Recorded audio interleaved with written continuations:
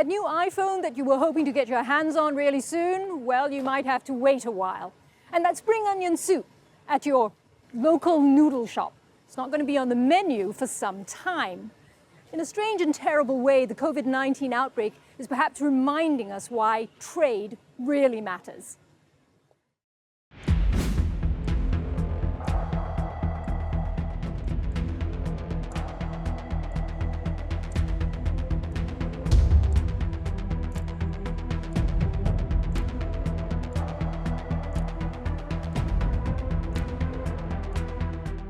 Deborah Elms, welcome to In Conversation. Thank you. In a sad way, has COVID-19 reminded us why we need trade? I hope so. I mean, I keep saying, I said last year under the US-China trade war that we were getting a live demonstration in why trade matters. And now we're getting a live demonstration in why trade matters to me. Because I may have felt, as a consumer especially, and as an employee, that trade is somebody else's problem. Trade is some, abstract idea that, it's the stock market. I don't own stocks. What good is it for me? All of a sudden, I think the virus is reminding people that, in fact, trade does matter to me because I don't have the things that I want. I can't go where I want. I can't do what I want. And I could end up potentially out of a job because my company could go under. I mean, there's a whole lot of ways in which trade suddenly matters to me. Is there a fundamental shift? Or are we talking about we'll have forgotten all of this in 6 months? I very much doubt that we will have forgotten all of this in 6 months. I think it's a fairly scarring experience for a lot of companies, and the ability to bounce back is going to be slower than anticipated. So I think this virus is going to have long-term implications for global trade, regional trade, and US-China. Okay, let's take those in turn. Let's take US-China first. How is it going to impact US-China trade relations? Well, there's a couple of ways that it either does or will have an impact. So first, of course, trade volumes are plunging between China and the US because of the result of the virus in China at the moment. But as it builds up speed and as the virus expands to elsewhere and affects the larger economy, it will have also more implications for China and the US because so much of what is made in China for the US market comes from elsewhere. So as those supply chains get stickier, it gets even harder for US-China trade to continue as it did prior to this virus. And all of us are much more integrated with China Yes. as well now. So I think that that's going to be difficult to just bounce back. And in between now and then, the other thing that I think people are missing is the adjustment that will happen.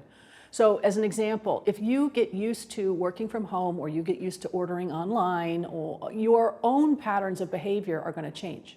So the longer this goes on, the more I think we're going to see consumer shifts and business shifts. And some of that doesn't go back. Shifts. Yeah, it doesn't go back. Some of it isn't going to go back because once you get used to operating in a certain way, you may stick with that. So if you were used to ordering, food in a restaurant and now you've been ordering it online, you may, after this, discover that you may not be a fully online shopper for food in the future, but you may be much more than you ever thought you would be at the beginning of this crisis. So I think you're going to see some real shifts in consumer behavior and in the way that B2B operations work as well. So those are going to be lasting shifts. They could be. Again, it depends on the speed and the scale with which this goes on. So if for some reason the virus ended, in 2 weeks or something, let's just imagine, that the implication I think would be less. Because you wouldn't have this shift in behavior, you wouldn't have shift in production patterns and so forth. But if it continues, if we're looking at 6 months, potentially a year, something like that, you will see, I think, lasting implications for the way that consumers operate and the way that businesses operate. Okay, so if we look at consumers, you're saying basically that people will no longer maybe go and eat out so much. They will still go out and eat, but now where perhaps ordering in constituted only 10%, it's now going to move up to maybe 20 or 30% of their consumption for buying of food. That's that sort of what thing? I could imagine happening. And in between now and then, the other change that you're going to find is a lot of companies are going to go out of business. If this stays long enough, if it gets deep enough, you won't be able to go find your corner noodle shop because they might have gone under in between the start of this crisis and when life resumes as normal. The 6 months was just too much for them to bear. It's just too much for them, especially these smaller size companies. What about all the rescue packages that are coming out now, the amelioration packages that numerous governments are rolling out? Won't that be able to tide the small companies through? It depends on how fast it trickles through. So I suspect there's going to be a lag between when the government announces something and when it actually arrives in your bank account. And it depends on who it's targeted at or who it's targeted for. So if the packages are aimed, for example, at tourism-facing sectors, you may not be in a tourism-facing sector, or you may not be classified in that way, and yet you're finding that your own sales are way off of whatever it happens to be. So let me just give you an example. You can imagine that people who supply restaurants are not in the tourism sector themselves, but clearly if restaurant demand falls as a result of tourists and regular citizens staying home, that has a knock-on implication for me if I supply, forks and spoons and napkins and any other thing that goes into a restaurant business. So the question is whether governments are going to support the spoon provider or only the frontline restaurant, or neither one of them because they weren't seen as sufficiently tourism-fronted or sufficiently fast enough to get in a claim. I can imagine a lot of firms, especially if this drags on for too long, who will not have the cash flow to make it. What about blanket things that help everybody? In other words, tax reliefs. That's one thing. But to get tax relief, you actually have to be in business. It doesn't do you any good to get tax relief, whenever the tax relief check arrives, if your company has gone under in the interim. During this period where the supply chains are all being disrupted, in other words, I used to get my screws from a manufacturer in China, so now I'm going to look for a supplier in Indonesia. Do you think that that shift, though, is going to be permanent, or it's going to be that after a while I will go back to China when China's back on track again? I think you're going to see a mix. So for some firms and for some kinds of products and services, China still makes sense, and they will locate in China, they will stay in China, they will continue to use those operations. For others, once they shift and they find an alternate supplier, they may shift and stick with that alternate supplier, because rejiggering again is additional cost, additional expense. So I think you're going to see firms doing a bit of both. They're waiting right now for China to come back online. If that slows, they will start to shift. If they start to shift, some of it will be permanent and some of it will be temporary.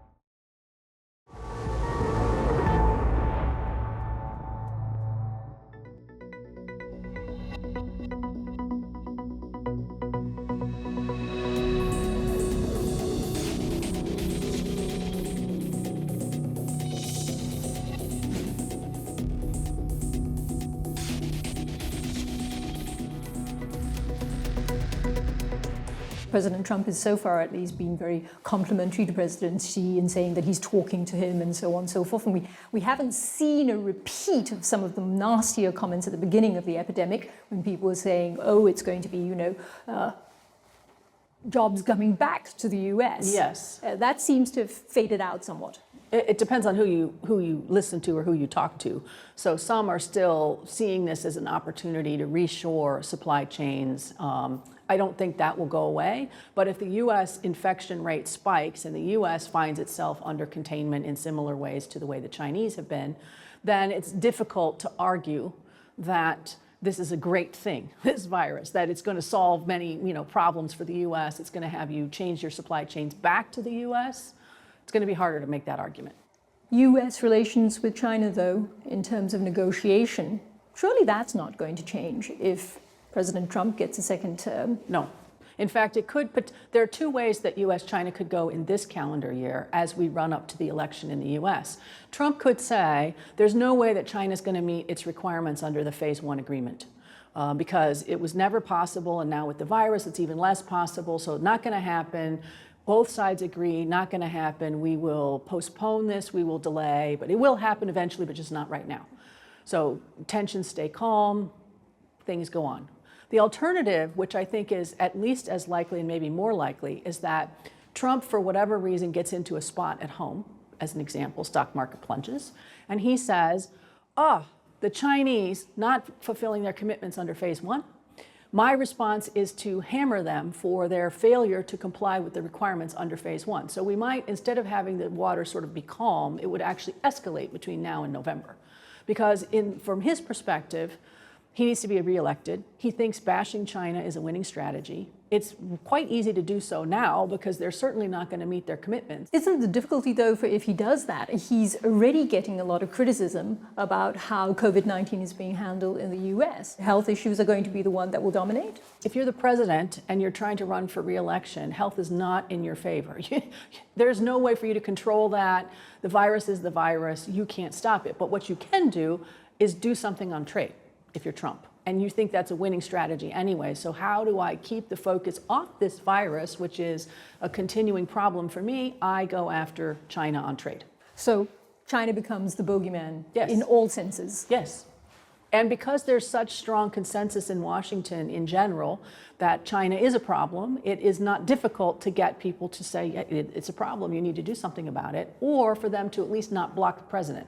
So you have sort of two things that would reinforce why going after China is not such a bad strategy for Trump. Given your scenarios, both of them look pretty pessimistic for US-China trade relations. It doesn't matter almost how it works out. I would put odds that it will not be benign, that we will end up with an escalation between now and November. Now, the question is how much of an escalation and when. And then, of course, whether Trump gets reelected or not, we're still going to have a US-China trade tensions because increasingly now both sides, both Republicans and Democrats, see China as a problem. And in that situation, in some ways, it doesn't matter who's president of the United States, it will still be tense. I think the tactics could shift. So under a Democratic president, I imagine that we would have fewer reversions or restrictions on tariffs, and it might be something else. But I think either way, next year shapes up to be, again, tense between US and China.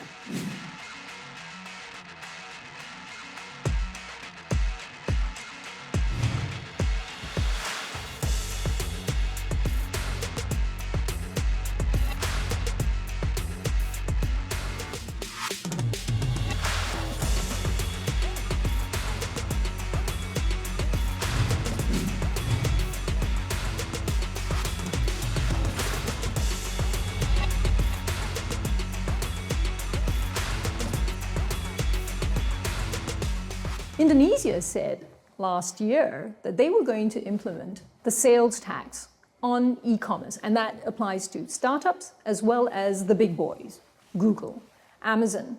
Isn't that a slightly odd thing to do now in the present conditions? Very, which is why we've spent a lot of time trying to argue to governments that you need to be very careful with the way in which you regulate digital trade and e-commerce, because the governments, many governments, are looking for revenue. And so they think, oh, I can grab revenue from e-commerce goods or from e-commerce services, so the delivery of services, which is not wrong in general, but there are better and worse ways to do this. And if you handle it poorly, the implications for companies, especially, and consumers is much higher prices, much more cost, and potentially you drive firms out of business, or you are sort of dropped from various kinds of platforms or so forth if you're a company, resulting in fewer choices for consumers. Well, Indonesia argues, though, after all, sales tax are applied to normal brick and mortar companies. Why is it that e-commerce should be so special or unique? The other thing is that all of these companies, be they startups or the very big ones, are using Indonesian resources. No matter what, they are also, using the roads, they are using the telephone lines, but at the moment, they're not covering their side of it because they're not paying the sales tax. I mean, this is always the argument you get, the sort of level playing field between online and offline shopping. And I think, again, I'm not going to suggest that government is wrong to think about how do we gain revenue or re-level the playing field. But I think, particularly if we're talking about cross-border e-commerce or cross-border delivery of services, this is where it gets super complicated. So it's one thing for you to say in Indonesia, if you have an Indonesian firm supplying a good or a service in Indonesia to an Indonesian consumer or business, that there should be some kind of tax that stays in Indonesia. I would argue they are paying tax. They're paying especially corporate tax or corporate income tax in order to be in business, and that would continue in the future. But the tricky part is when you do cross-border taxes. So The challenge there especially is how do you capture taxes in a different jurisdiction? How do you remit it back? How do you make sure that your company is registered in my country to pay taxes? How do I get the taxes from you when you're not maybe physically located in my country? I know it's difficult, but if we don't do any of these taxes, the governments would argue, where's the revenue going to come from to actually create infrastructure in countries? Who's going to be supplying the money to pay for when times are bad, like when an epidemic breaks out? So I would argue, as an example, Because they get the free ride, all of these companies. I'm not certain that they get a free ride, but I would say one of the things you would want to do, and I keep urging governments to think of it this way, what you want is all of your firms, or as many firms as possible, on e-commerce and digital sites so that they can generate more revenue. So even if they're not paying sales tax, again, they could be paying corporate income tax. They're hiring people, they're paying wages, they're paying for electricity, they're paying for water. So it's not that these firms are somehow not participating in the economy or not contributing to upkeep of infrastructure and so forth. So what I would say is, rather than complicate things by putting in place clunky sales taxes or worse, customs duties on digital downloads, what you should be doing is thinking about, how do I stimulate my economy? And one way to do so is to get firms to be more productive in an online space, because it makes it possible for them to sell goods or services to a much wider market. And they might find that growth happens afterwards.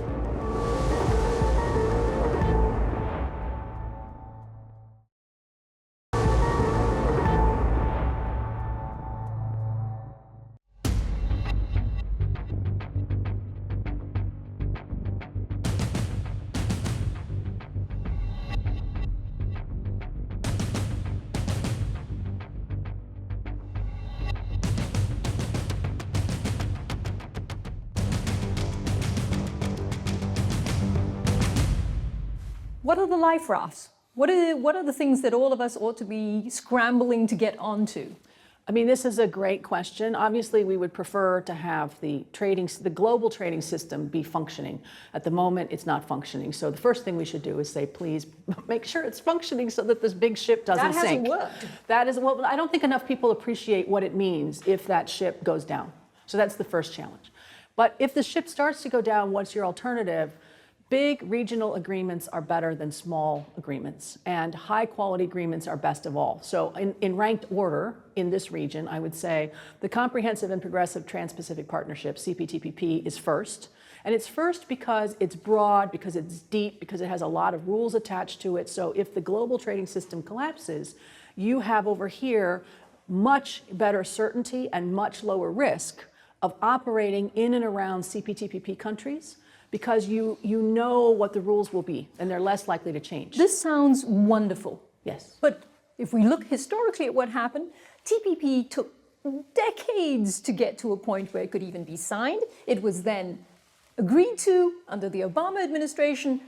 President Trump comes in, repudiates the whole thing. So we're back to square one. So what's the point of these regional trade agreements? But we're not, because they never go through. Because it is in place. So we actually have CPTPP now in action for 7 countries, 5 of them here in Asia, including Japan, Singapore, Vietnam, Australia, New Zealand. So 5 here plus Canada and Mexico. Those countries have preserved the CPTPP and are moving ahead. And companies can really benefit from that certainty and stability that comes from having these high quality agreements. If it expands over time, that's fantastic, and I suspect as the Titanic sinks, this lifeboat is going to look better and better and better compared to the alternatives. So what would be alternatives would be something like the Regional Comprehensive Economic Partnership, RCEP. So we have 15 plus sort of India involved in this agreement, all of ASEAN, China, Japan, Korea, Australia, New Zealand, and then a sort of half in, half out of the boat, India. Some would argue that that's not a very high quality agreement, as you would argue, but it's still better than nothing. It's better than nothing. A lifeboat is still a lifeboat, even if it's a pretty shabby lifeboat. I don't think the RCEP is a particularly shabby lifeboat. It's just not as luxurious in this case as the CPTPP. So I think it's still sufficient. And again, what does it do? It brings more certainty to the way that markets work, the way that businesses operate, the way that consumers can expect to engage with the market. I think that is going to become increasingly important. What about that incredibly big lifeboat, and that is the European Union, although now minus the UK. United Kingdom. Yes. But now Who jumped minus UK. overboard. To keep my analogy going. Yes, they've leapt out of the lifeboat or left out, in insisting that their little rowboat is going to be significantly better than the very large ocean liner they were on. Well, Boris Johnson argues that, in fact, this has emancipated the United Kingdom and that the United Kingdom is going to be a Superman. I suspect that at the end of the day, when you jump out of a large boat into a tiny one, you may have your sovereignty and you may feel very pleased that you don't have to worry about anyone else's rules, but you are now at the mercy of the sea. You are going to face every wave, you are going to face every storm, and it's just you. That is far less safe than being on a much bigger boat, much more stable in a storm, which in this case, the European Union. But they don't have to share anymore now. When you're in that big lifeboat, it means having to share. Because there are times when sometimes it may not benefit your country, but you'll say, okay, I'll do that because I get another benefit. When you're on your own, you don't have to share. You can do it perfectly well. They can go and row to the other lifeboats and get what they like from the various other lifeboats, and it's all going to be then for the benefit of the United Kingdom. They don't have to think about the trade-offs. But they do have to think about the trade-offs, because before I let you on, to keep my analogy, before I let you on my boat, I need to make sure that you're not bringing on board something that is, in this case, contaminated, that you're not bringing on something that's a problem. And so I am actually going to ensure that you, before you get with me, abide by my rules. And you're going to do the same thing. And since the two of us don't have necessarily the same rules, it's actually more problematic for the little lifeboat, because now you have to comply with your rules plus my rules plus someone else's rules. And I think that is what people are missing out on. It's one thing to say freedom is awesome, and I understand the enthusiasm for freedom, but there is a trade-off, and the real trade-off for businesses is greater risk and greater uncertainty, because now you have to comply potentially with everyone else's rules, everyone else's standards in this case. That is costly and very difficult. Isn't also the major difference, it depends on who you are. If you're the United States, maybe you can say, I can go it alone, because your lifeboat all on your own is big enough. It's very big. Exactly. Or even China to some degree. They could yes. say, hey, I could do, although they're not doing that as much. But it's really not possible for everybody else, is it? It is for not. all the medium-sized, and definitely not for the small countries. When you look at small companies, this is what makes me very worried about the Titanic hitting the iceberg, is what happens to the smallest, poorest, most vulnerable countries, where they don't even have a lifeboat. I mean, they've just jumped, they've been thrown overboard, and now they are potentially just drowning, because they may not be able to join another trade agreement, there may be no ship in the region. What happens to them? The whole reason, one of the reasons why we have the global system is precisely to protect the most vulnerable. Deborah Elms, thank you very much for being on In Conversation. Thank you very much.